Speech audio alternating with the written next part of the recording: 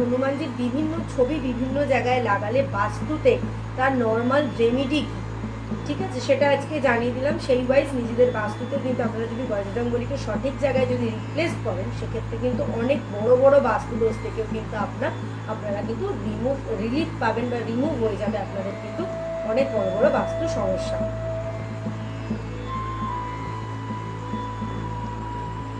জয় শ্রী মহাকাল, জয় মাতা। আজকে আমরা বজরংবলীর বিভিন্ন রূপ নিয়ে কিন্তু আলোচনা করব। বিভিন্ন রূপ নিয়ে আলোচনা করব মানে আমরা বাজারে কিন্তু যে কোনো দশকর্মা ভাণ্ডারে বা যে কোনো দোকানে গিয়ে যেসব দোকানে ঠাকুরের ছবি পাওয়া যায়, সেই সমস্ত দোকানে গিয়ে কিন্তু বজরংবলীর বিভিন্ন রূপের কিন্তু ছবি দেখতে থাকি। কখনো দেখে থাকি তিনি ধ্যানমগ্ন অবস্থায় বসে আছেন, কখনো আবার রাম দরবারে রাম সীতার পায়ের কাছে বসে আছেন, আবার কখনো দেখি তিনি গন্ধমাদন পর্বত নিয়ে উড়ে যাচ্ছেন, আবার দেখে থাকি কিন্তু তিনি তার শক্তি প্রদর্শনেরও কিন্তু মানে ছবিও কিন্তু আমরা দেখে থাকি। আজকে আমরা জানবো এই প্রত্যেকটা ছবি কোনটা কি কাজে লাগে এবং কোনটা কোন দিকে লাগালে এর ভালো ফল পাওয়া যায়। আমরা সকলেই কম বেশি সকলের বাড়িতেই বজরংবলীর ছবি কিন্তু ঠাকুরের আসনে থাকে।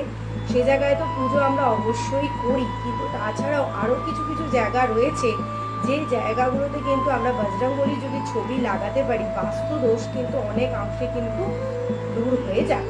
আজকে সেই বিষয়টা নিয়ে আলোচনা করব। আশা করি এই ভিডিওটা থেকে আপনাদের অনেক রকমের অনেক সমস্যার কিন্তু সমাধান আপনারা কিন্তু নিজেরাই করতে পারবেন।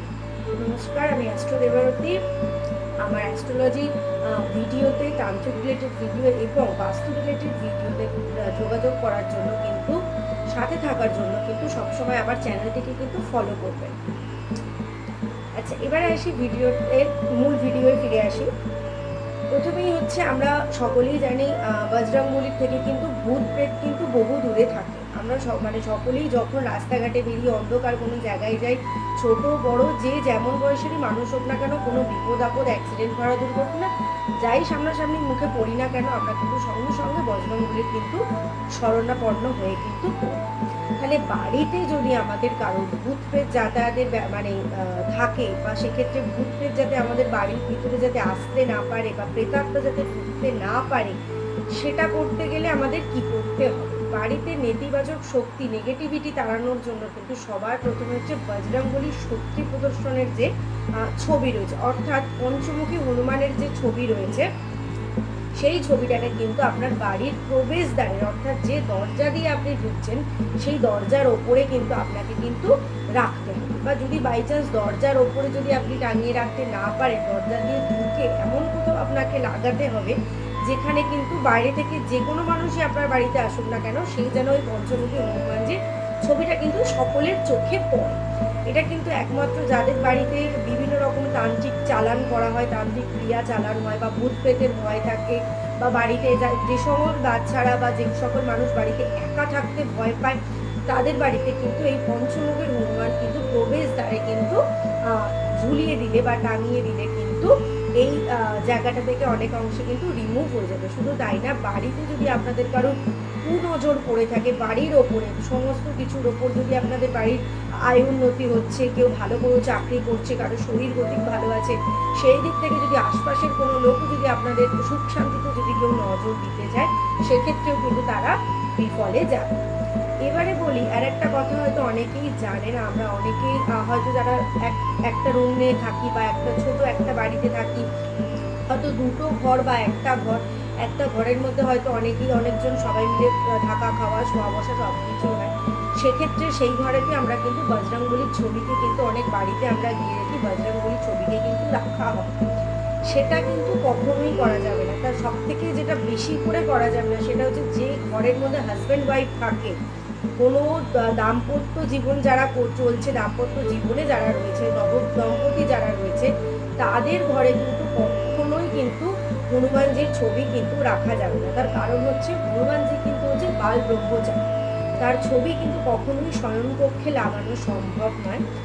একান্তই যদি খুব মানে সমস্যার মধ্যে পড়েন যে রাখার কোথাও জায়গা নেই, সেক্ষেত্রে এমনভাবে এমন জায়গায় রাখবেন যাতে তাকে মানে চাপা দিয়ে রাখা যায়, অর্থাৎ পর্দা সিস্টেম যাতে তার সামনে কিন্তু করা যায়। একান্তই যদি আপনাদের রাখার উপায় না থাকে, তখন কিন্তু এইটা সব থেকে পবিত্র স্থান হচ্ছে যে কোনো ঠাকুর ঘরে, যেখানে আপনাদের ঠাকুর থাকে সেই জায়গাতে।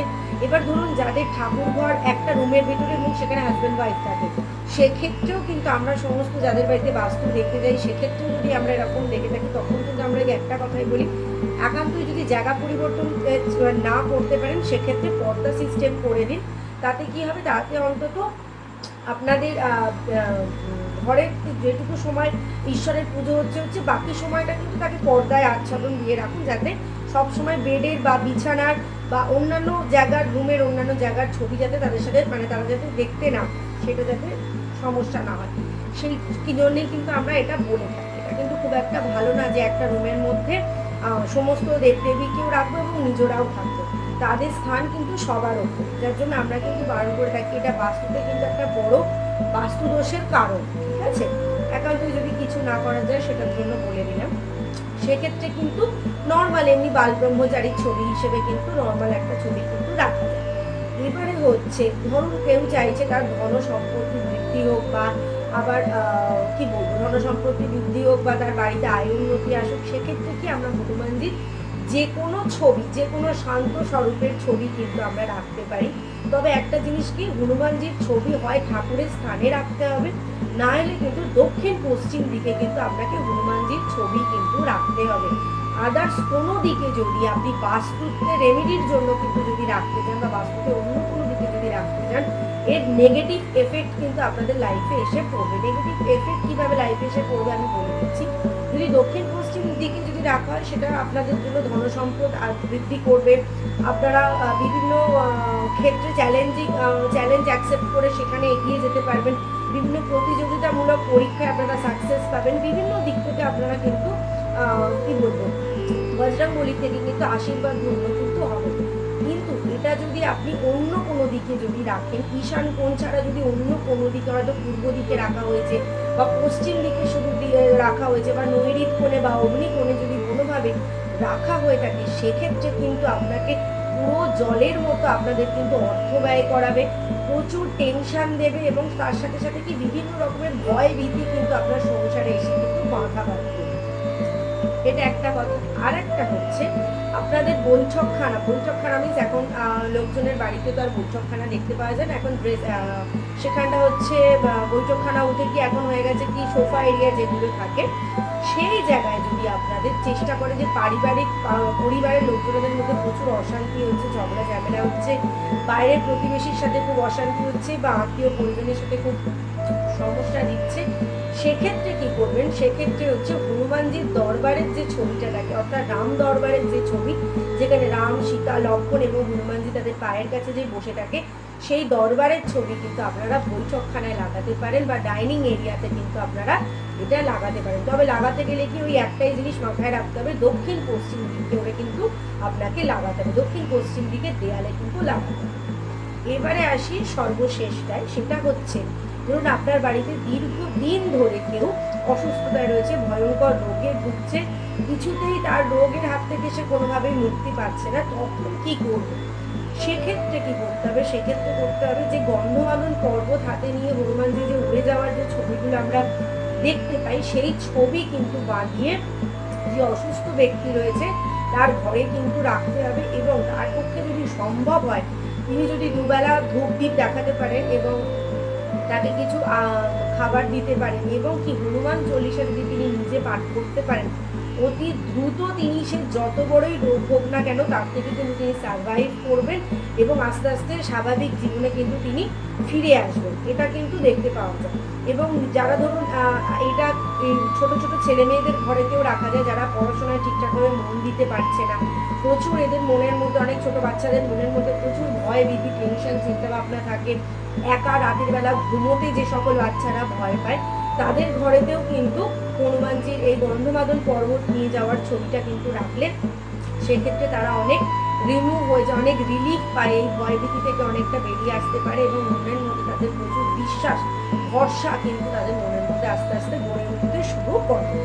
কাজে আজকে আপনাদের বলে দিলাম হনুমানজির বিভিন্ন ছবি বিভিন্ন জায়গায় লাগালে বাস্তুতে তার নর্মাল রেমিডি, ঠিক আছে, সেটা আজকে জানিয়ে দিলাম। সেই ওয়াইজ নিজেদের বাস্তুতে কিন্তু আপনারা যদি বজরংবলীকে বাঘের জায়গায় যদি রিপ্লেস করেন, সেক্ষেত্রে কিন্তু অনেক বড় বড় বাস্তুদোষ থেকেও কিন্তু আপনারা কিন্তু রিলিফ পাবেন বা রিমুভ হয়ে যাবে আপনাদের কিন্তু অনেক বড় বড় বাস্তু সমস্যা।